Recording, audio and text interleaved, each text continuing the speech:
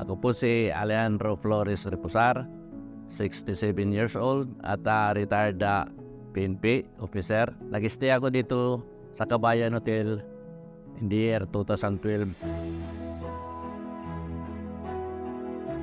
In the year 2013, medyo maano sa pamilya namin. Dahil in 2013, pinasok yung namin, yung province namin, yung Yolanda.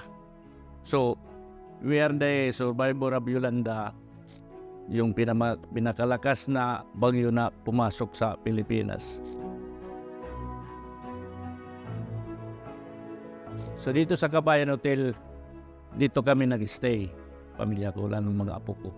Pag kasi pumasok kami dito, lahat na nakatisar kami na Yolanda survivor.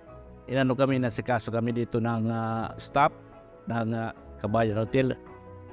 Napaluha ko sa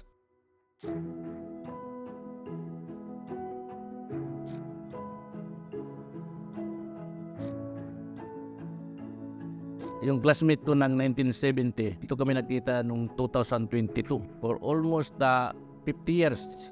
At saka yung isa kahapon lang nakita kami dito. Yung kabats ko sa Field Force, almost 20 years dito sa Kabayan Hotel.